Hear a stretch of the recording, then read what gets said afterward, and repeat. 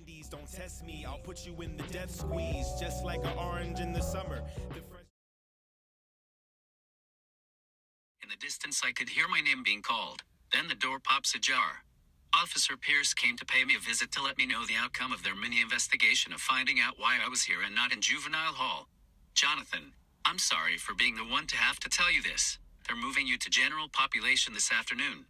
They have a credible witness that's pointing the finger at you for several overdoses in your area. Are you kidding me? They can put me in an adult prison off of hearsay. Normally, no, they can't. The thing is, you're about to turn 16 in less than a month and selling drugs to someone and they overdose. It's murder. I understand why you were selling drugs. I don't condone it, and I'm not going to judge you based on what you had to do for your siblings. What I will judge you on is what you do with your time here. I'll be here for you as long as you're willing to better yourself. I did nothing wrong, but I do appreciate the support. I know it's time for you to leave. Have a great day, Officer Pierce. Sure, well, keep your head up, and don't give in. Yes, ma'am. At this point, I felt my head ready to explode, split open, and watch pieces drop like rose petals. Holding back my scream and tears is all I could do. I'm not in a place where that'll be tolerated, and it sure wouldn't keep me safe. I sat on the edge of my bed with my towel wrapped tightly around my face to hide the river of emotion and pain. I scream out, but my voice is muffled by the cotton fabric that's pressed firmly against my lips. I don't know who I need to scream out to. I just know that I needed help. I needed a way out, and that's when it happened. I felt a hard, stiff blow to the face. Someone grabbed my legs. Another person held a towel around my face just as tight as I did, and there was someone else raising the top portion of my body. I was being carried out of my cell, and with every step came more blows to my face and body. I started kicking and tugging, with no success. I had a choice to make, and my choice was to be still, conserve my energy, and take these hits since there's nothing I can do about it.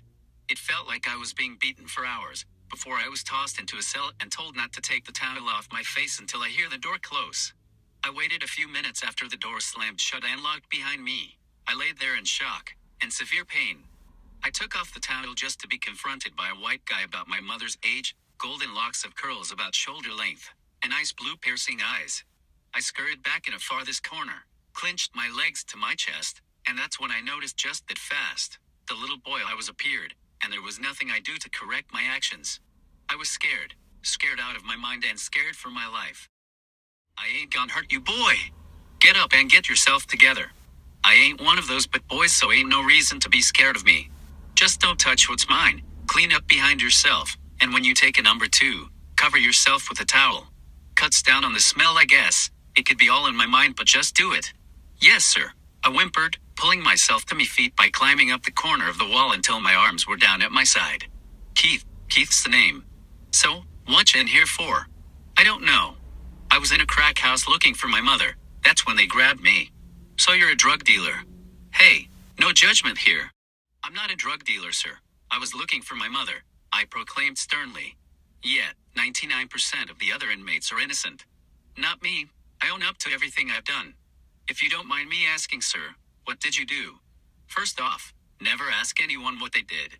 I just said 99% of the other inmates are innocent. It'll piss them off, and that's a guaranteed beatdown, unless they kill you. I'm not that type of guy. I don't mind sharing. It just means I get to relive it all. I've murdered 336 people, but they only had evidence on 57. I admitted to the other 279. I figure life is life, as long I get to live. Either way, I was going to die in here. Then, I got here and they added 7 more murders to me. Oh, okay. How can they add more bodies to you if you're inside? Yeah, that. I killed them while I was here. When I first got here, I was 23 and this nasty old man tried to take my booty.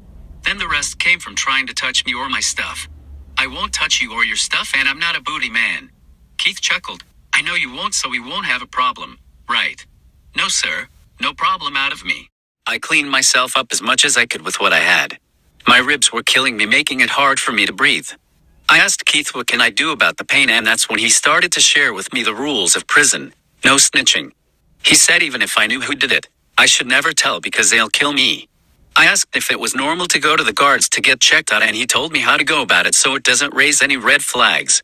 He told me to ask to see the doctor after I've been in the yard for 10 minutes and tell the nurse that I hurt myself playing basketball. I haven't been here for a cool 24 hours and have been beaten up so bad that I feel like I'm going to pass out at any moment.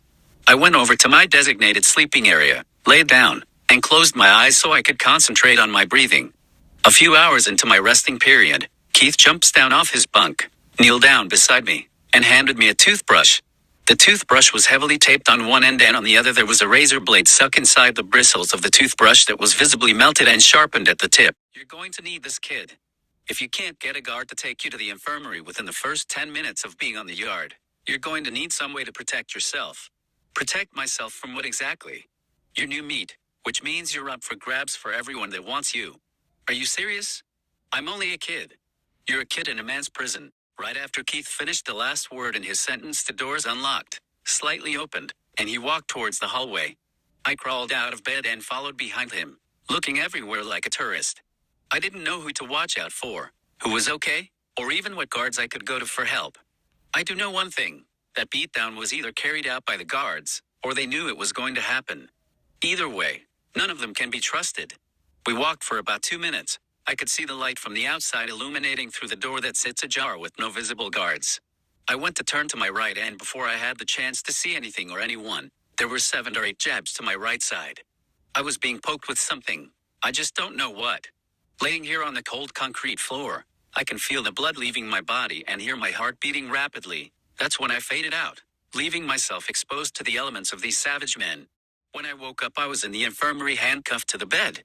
A nurse came in to check my vitals and asked if I knew who did this to me. I explained that I was blindsided and wasn't sure.